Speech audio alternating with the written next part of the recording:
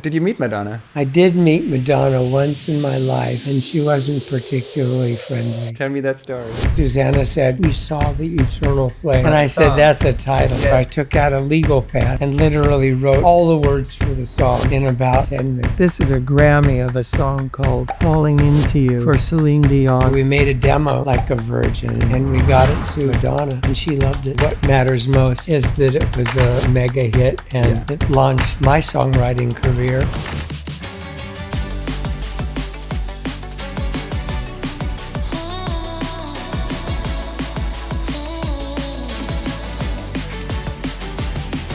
Welcome to another episode of Songs You Know, my podcast. I'm super happy today. I have a dear old friend of mine and a legend, Billy Steinberg. Hey, Toby. Thank you. So good to see you again. Thank you for inviting me. So for those who don't know who Billy Steinberg is, you must know his songs. A lot of them you could just hum the melody and you would know the song. It's incredible. Like Eternal Flame, what a great song. I love that song. True Colors and Like a Virgin, one of the biggest Madonna songs. And Give Your Heart a Break, Demi Lovato, Too Little Too Late, Jojo, the list goes on. These are amazing songs. On the way here, we just all sang in the car and karaoke'd to your songs. They're so amazing. I'd love to talk about these songs, how they came together. Like, let's start with maybe Eternal Flame. Well, Eternal Flame. I had an exclusive songwriting partnership with a songwriter named Tom Kelly, and we had been writing songs, and we were on a really good run because we had a number one hit with Like a Virgin. Yes. And then True Colors. And then So Emotional. And then Alone for Heart. And then Eternal Flame for the Bangles. It was a band, you know, and bands like to participate in the songwriting process. So I knew we'd have to get one of the members of the band to write with us. And I got acquainted with Susanna Hoffs, and she wrote Eternal Flame with Tom and me. What was the process like? First, she came to my house, and I guess the idea was just to talk about what we wanted to write about. This was before Tom got in the mix. And Susanna said to me that the Bangles had been on tour, and that on their tour, they had played in Memphis, Tennessee, and they had gone to Graceland, you know, to see Elvis. Yeah. And Susanna said, "We saw the Eternal Flame for Graceland." And you're like, Elvis. Click, that's a title. I got to write a song. And I said, "That's a title." Yes. So I took out a legal pad and literally wrote all the words for the song. Whoa. In about, I think it must have taken 10 minutes. Amazing. Because it all just poured out. And then the next day we got together with Tom Kelly, wrote the melody. So you first finished all the words and then you put a melody to it. I always like to write the words first. Yeah. And then the melody. Yeah. And Tom, lucky for me, I met Tom Kelly in 1981. And I didn't really know who was going to write lyrics and who was going to write melodies, because I was used to doing both, and he was used to doing both, but he confessed that he was a terrible lyricist, didn't like writing lyrics, and I said I had notebooks full of lyrics, and when I saw how gifted he was at writing chords and melodies, I thought, well, he's going to be the one to carry the ball with that. You're like the Bernie Taupin to the Elton John. So then we wrote Eternal Flame. And Tom was also really good at writing background vocals. So he put together all the background parts for the Bangles. So Eternal Flame, we listened to it just now. It's not your typical verse, chorus. No. Tell me about the structure. It has a Beatles kind of structure. Describe that more.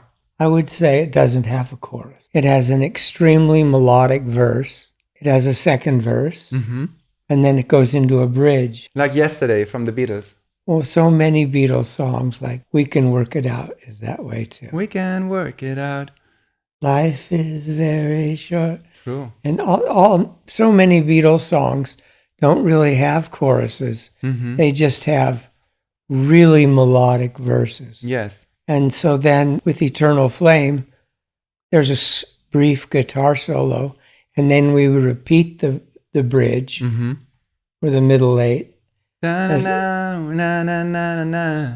that's right. Such an epic part. The interesting thing is, at the end of the second middle eight or bridge, whatever you want to call it, Susanna very, very quietly and innocently sings the first verse. Mm-hmm. And then it sort of builds to a crescendo, and the whole band comes in and sings it choir-like. Yes. And by that time, you would swear that the first verse was the chorus. Yeah.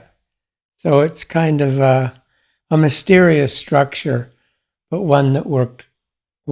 Also tell me about Like a Virgin. Was that one of your first massive hits? It was my first number one hit. Mm-hmm. There's a good story behind that song. Let's start at the beginning. The beginning? Yeah, how did it begin? Okay. How did you come up with the words? I was working at that time on a farm. Mm-hmm. My father was a grape grower. Mm. I used to get a lot of ideas for songs while I was working on the farm. Mm-hmm. And in my personal life, somehow managed to extricate myself from a very difficult relationship. Mm-hmm. And so I found myself writing, I made it through the wilderness. Mm-hmm. Somehow I made it through. I didn't know how lost I was until I found you, meaning a new person. I was beat, incomplete. I'd been had. I was sad and blue. But you made me feel shiny and new, like a virgin. Touched for the very first time. Yeah. It's so but good. That's how the title came out. Yeah. I didn't start with the title. I wrote the line shiny and new, and that triggered Like a Virgin. Yeah, it's great. It actually tells a very personal story from my life. When I got together with Tom to write the music, the way I recited it to you now, I made it through the wilderness. Somehow I made it through. It had a serious aspect to it. Mm-hmm. And he kept trying to write sort of almost like a ballad to it. Mm-hmm. And I kept saying, Tom, this is not going to work. Because when you get to the lyric, the title, Like a Virgin, you can't have a ballad. No. It's got to be fun. And he was quite frustrated. And we had a Jupiter 8 synthesizer. Mm-hmm. And he started playing the bass line. It's a little bit like Billie Jean. Yes. And it's also a little bit like I Can't Help Myself. You know, the Sugar Pie Honey Bunch. Yeah. Sugar Pie Honey. Yeah, it's like those two songs. And then he started singing, I made it through. I got this hoarse voice. I can't sing right now. So he started singing the verse. And as soon as he was singing it, and he sang it falsetto, I said, that's it. And he goes, what? Because we had been writing rock and roll songs. Mm-hmm. And we hadn't really completed anything that was vaguely soul or R&B. But when he sang, like a Motown kind of thing with Like a Virgin, it just felt right. Yeah. And so we made a demo, and we got it to Michael Austin at Warner Brothers. Mm-hmm. And he said that would be perfect for Madonna. And she loved it. And you're like... Yeah. Well, and then when you heard the first demo or the first recording with her on it, how did you feel? I don't know. I knew it was going to be a big hit. Yeah. I knew it would be. It's the best feeling. I have demos for all the songs like a Virgin. Cool. Yeah.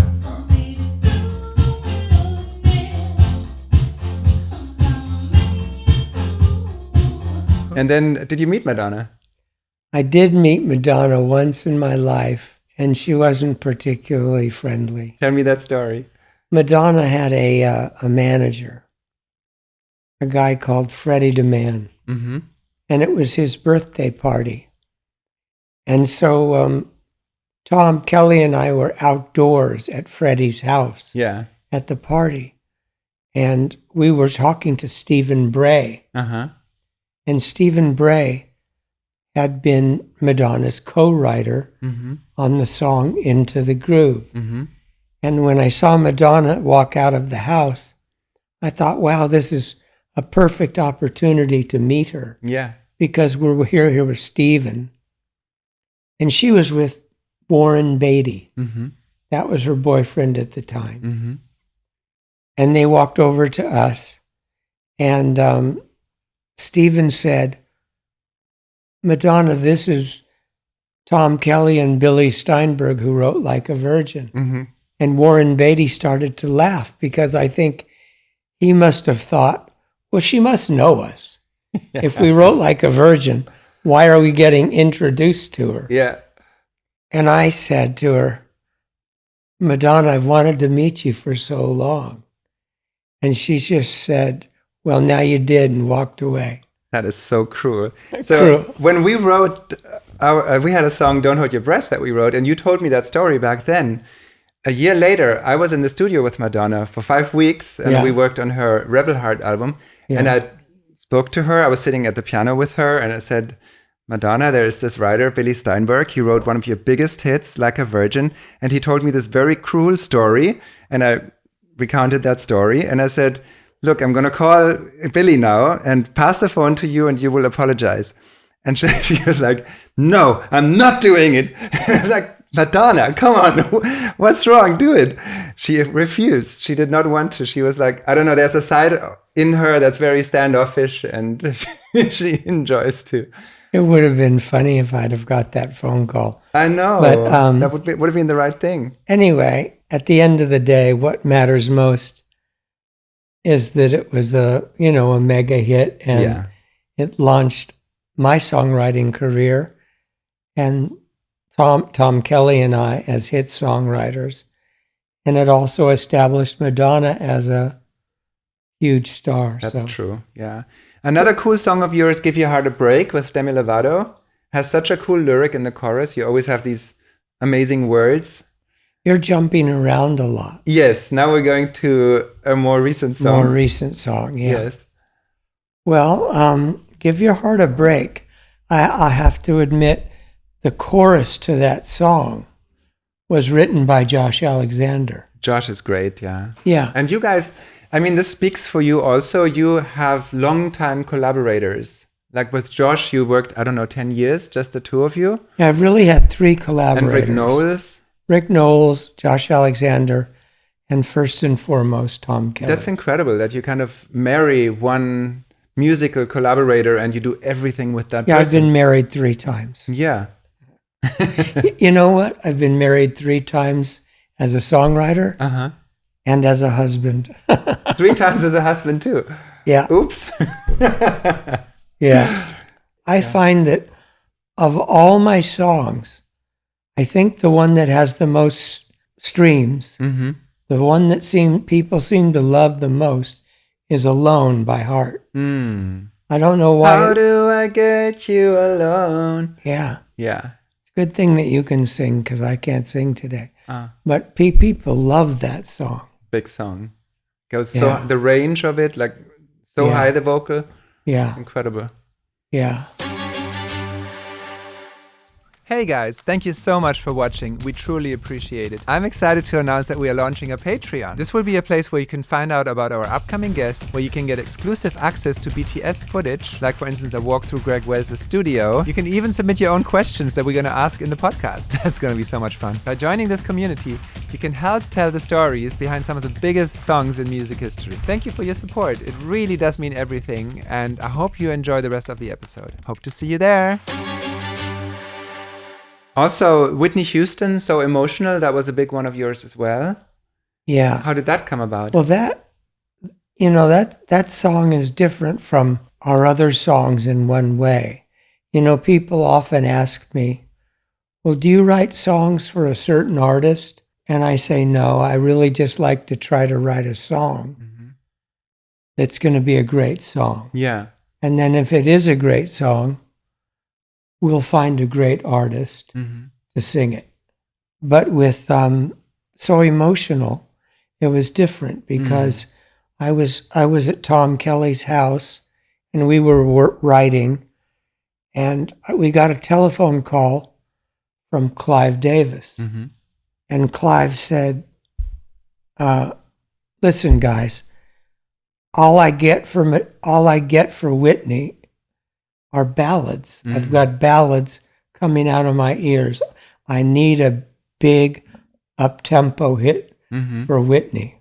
To order, we wrote So Emotional. To order. That Yeah. is so difficult. I've never been able to write to order. That's the only time I ever succeeded at it. If you were to hear our demo of it, it's quite like Prince. And Prince was right at his prime. Yeah. So we sort of channeled Prince writing the verse of So Emotional. And Tom sang it falsetto like Prince style. Fun. Yeah, Prince has inspired so many people. But then when Clive heard it, he loved the song. He handed it over to Narda Michael Walden. Yeah, I love Narda. Great guy.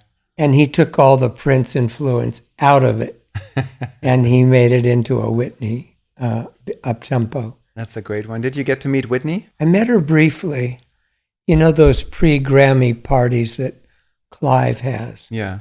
I was at one of those, and he called me over. He was with Whitney, and he said, Whitney, this is Billy Steinberg, who wrote So Emotional. Was she nicer? She was very nice. Okay, good. Very nice. Yeah. I went to maybe 3 of these Clive parties, and the last one, Whitney was upstairs in the bathtub, died. It was so sad. Oh, God, what a horrible... Yeah, and Clive came on stage and said, what do you all think? Shall we continue this party or shall we all go home? And then a little later he came back up and said, I think she would have liked us to celebrate. And so it went on. Celebrate her. Yeah. That was sad. You know, there's certain artists that you just really want to get a cover with. Yeah, Whitney. Michael Jackson.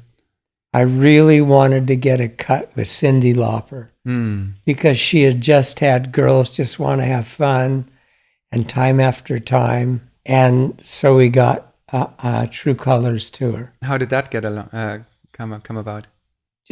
We somehow submitted it to her label. How did you write it? Like I told you, I like to write the lyrics first. So I had a lyric that I wrote, and I wrote it for my mother. And it went like this. You've got a long list with so many choices. A ventriloquist. And that word, ventriloquist? How could you ever think an artist would want to sing that word? Ventriloquist. It's unsingable. It sang good. Yeah, you made it work. It worked. A ventriloquist with so many voices. And your friends in high places say where the pieces fit. You've got too many faces in your makeup kit. And so when it said, you've got too many faces in your makeup kit, the next line was, but I see your true colors. Yeah, that really resonates. Shining through. With that buildup of words, and then you say true colors, everyone gets chills. It's so good. But Tom Kelly said to me, we wrote the music for it, and he said to me, we have such a universal chorus. I see your true colors shining through. I see your true colors. That's why I love you. Don't be afraid to let them show. Your true colors are beautiful like a rainbow. Yeah. He said, we better get rid of the ventriloquist. And we better get rid of that very specific verse, which was kind of written to my mother. Yeah. And it took me a long time, but I wrote a new verse. And it was a better marriage to the chorus. Yeah. And then we made a demo of it and sent it to Cyndi. And she did an incredible job of producing it and singing it. And our demo is more traditional. It sounds like Bridge Over Troubled Waters or Lean on Me, kind of a gospel-flavored ballad. Beautiful. With true colors. Cyndi made it into this frail kind of special song. It feels so personal to her, how she sings the verses. It's very just like confessional almost. Yeah. No, she really, she brought the song to its own special life. Yeah, yeah. And then we wrote a song together, Don't Hold Your Breath. Yeah, we did write one together. Yeah, one day I got a call, Billy wants to write with me, and I'm like, oh my God, yes. And you came with Josh Alexander, and Josh had this great chorus idea, and we thought, I think back then already we thought of Michael Jackson. Because I remember later on, I talked to Jimmy Iovine, and Jimmy said if Michael Jackson wouldn't have just died, this would have been his if number he one hadn't hit. just died. Yeah. Yeah. Well, if you remember, Josh had the line, if you think I'm coming back, don't hold your breath. Yeah, but I said it should start with, you can't touch me now. That's right. There's no feeling left. That's right. And he kind of fought me about it. Yeah. Because he had written, if you think I'm coming back, don't hold your breath. Yeah. And I said, no, it's much better to start with, you can't touch me now. You made it empowering. There's like, no feeling left. Yeah. Yeah. And I feel, and you were responsible for the very interesting phrasing on the verses. And we wrote a good song. It's a great, yeah. I think it's unfortunate it didn't have more life in the American charts, but it was a number one in England. That's good.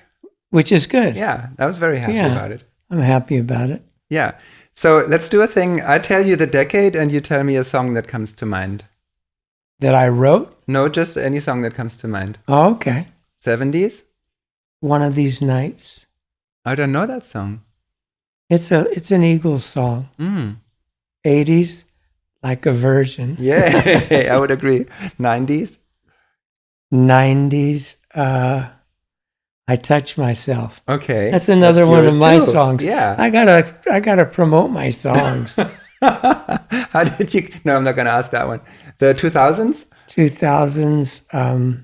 Well, I can't. It's hard for me to be sure. The only one I'm sure of is that Josh and I wrote "Too Little, Too Late" for JoJo. That is a good song too. I love that song. The chorus is so big. It's really good. And JoJo, how she sings it, that's a world-class vocal. Even the first word when already. she sang it, she was only like 14 or 15 years old. Beautiful. I love the deep notes in the low register she has, so saturated, so much volume in her voice. Yeah. Big fan of her voice. Yeah, she's such a good singer. Yeah. And she kind of didn't like singing pop songs. And that song is really pop. Yeah. So she had a hard time singing that chorus. Yeah. But Josh spent a lot of hours comping the chorus. But people loved that song. It's great. And Josh wrote a beautiful guitar line in it too. Mm-hmm. What's on your playlist right now? What are songs you listen to today? Well, if you notice across the room there, I have all these 45s and LPs. There's like hundreds. Thousands. I have to confess, my playlist is more oldies than it is new music. If you want to pick maybe 5 songs you love to listen to? I love the song "In Dreams" by Roy Orbison. Uh-huh. First of all, I love his voice. Yeah. And second of all, we were talking earlier about song structure. Mm-hmm. That song has the most unusual song structure. Ah. It doesn't have any part that repeats. Wow.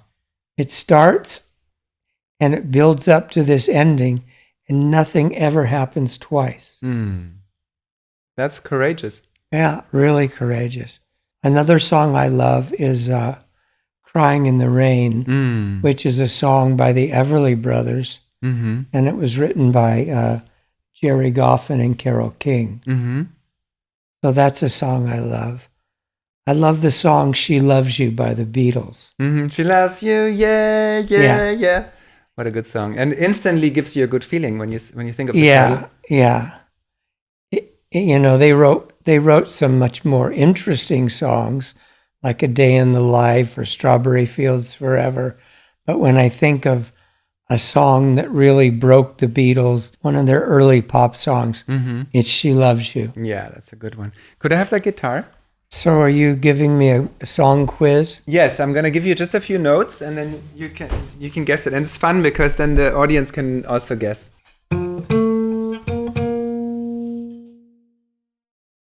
No, New Year's Day. No? That was the same four notes as I Just Called to Say I Love You. There it is. Yeah, it says no New Year's Day. Oh, yeah, the lyric. Very good. You got it. It's a Motown song. No. No? It's a British song. Do it again. And the tempo keeps changing in that song. Do it again.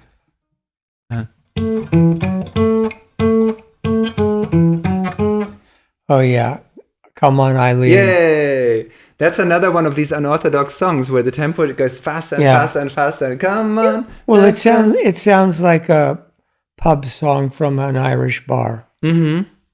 Yeah. I think that's a compliment for a song. Also, since this podcast is going to inspire people who want to make music, who want to write songs like you, and you have had such a massive career with it, what is some advice you would want to give songwriters? Advice to give songwriters. Try to tap into your unconscious. Try to find that place that you visit every night in your dreams.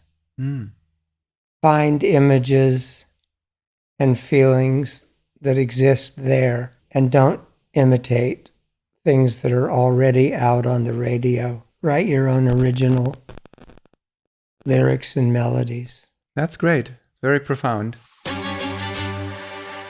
Toby, I got my start in the music business. I had a band called Billy Thermal. And you were an artist in that band? Yeah, well, I was the lead singer and the only songwriter. And we got signed by Richard Perry. Wow. And this was the album cover for the band. That's me right there. And your hand on his neck. but we broke up. The record never was released. And I went on, and a year later I met Tom Kelly, who I wrote many of my big hits with. Yeah. This is a picture of Tom Kelly and me. This is a Grammy of a song called Falling Into You. I wrote this one for Celine Dion, and I wrote it with Rick Knowles and produced it with Rick. And then this is Songwriters Hall of Fame. Oh, yeah. Wow. In 2011, Tom Kelly and I got inducted into the Songwriters Hall of Fame. This is a publisher award for I'll Stand By You. Tom Kelly and I wrote this song with the great Chrissie Hynde from The Pretenders. I'll stand by you. That's a nice one. Yeah, we forgot to talk about that song. Yeah. So at least we're adding... Too many hits? We're adding it in now, right? Yeah. It's incredible. So many. Back in the 1970s, this is the first record I made. It's called Fish Where the Fish Are. And it was kind of a novelty song, but it never got on the charts. Now, this is one of my faves. This is a song I wrote with the band from Australia, the Divinals. And Tom Kelly and I wrote it with Chrissie and Mark. And it's a song called I Touch Myself. Nice. And the picture, she's touching herself. Yeah. Yeah, I think they were a wonderful band. These are 4 ASCAP Pop Awards for True Colors, Emotional. So Emotional, Eternal Flame, and Alone. That's great. And I wrote all 4 of those songs with Tom Kelly. This was sheet music that I framed. And this is I Touch Myself and I'll Stand By You. I stand by you. And this is another ASCAP Pop Award for Give Your Heart a Break. Such great lyrics in the chorus. Yeah, absolutely. Thank you so much for being my guest on Songs You Know, Billy Steinberg. It's a real honor to have you as my guest, a legend like yourself. A legend like myself. Yes. Thanks, Toby. Thank you. If you liked the show, please give us a review. And if it's a 5-star review, we'll be very happy. And otherwise, please like and subscribe. Thank you.